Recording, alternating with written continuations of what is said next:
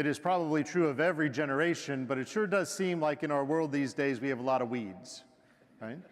There's violence, there's division, there are all these things that kind of happen in our society. There's economic struggles. Even in our own lives, if we turn that lens inward, we see our own disappointments, our pains, our weaknesses, our sins. Like it seems like there are a lot of weeds. And in today's gospel, we hear that parable of the weeds and the wheat, right? And so it's important for us, I think, to recognize what is our role in the parable? Who are we? Right? God is the landowner. He's the one who sows the seed. His angels come at harvest time to gather the harvests at that appointed time, right? What are we? We are wheat. Everybody say, I'm wheat. We are wheat, right? We are meant to bear fruit.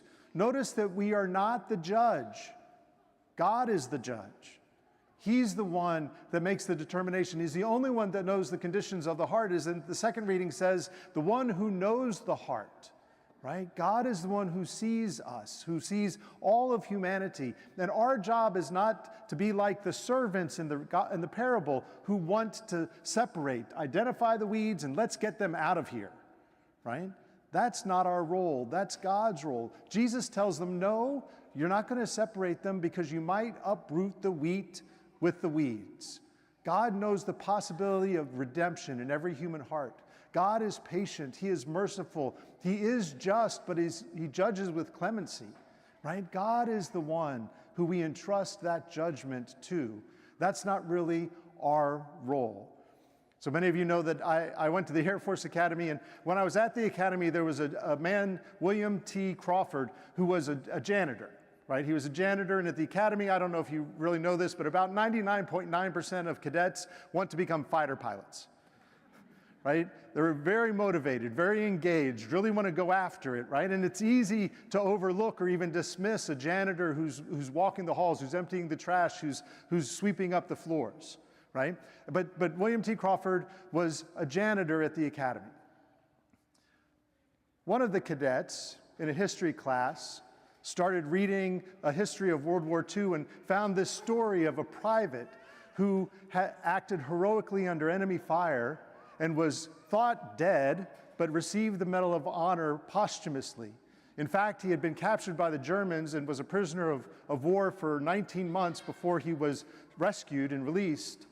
And then he came back to the United States and finished off his career in the military, and then he became a janitor at the Air Force Academy.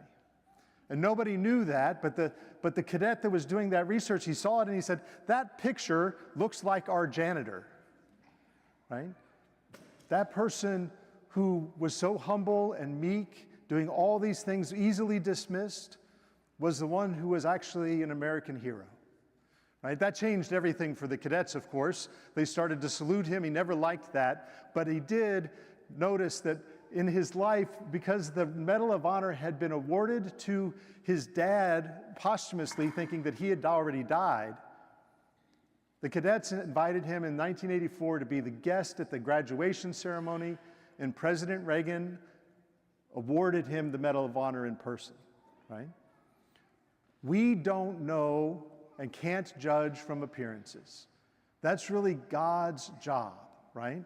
Our job is to be wheat. It is to bear fruit.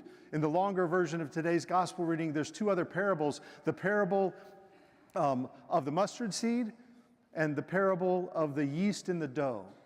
Both of those things grow, they produce, they become what they are, but not in sort of a flashy way, right? They just do what God has intended them to do. They bear fruit. That's what our job is. What our role is to fill the master's barn with the fruit of our holiness, with the fruit of our goodness, with the fruit of our own compassion and love, right? And we're called to be that wheat.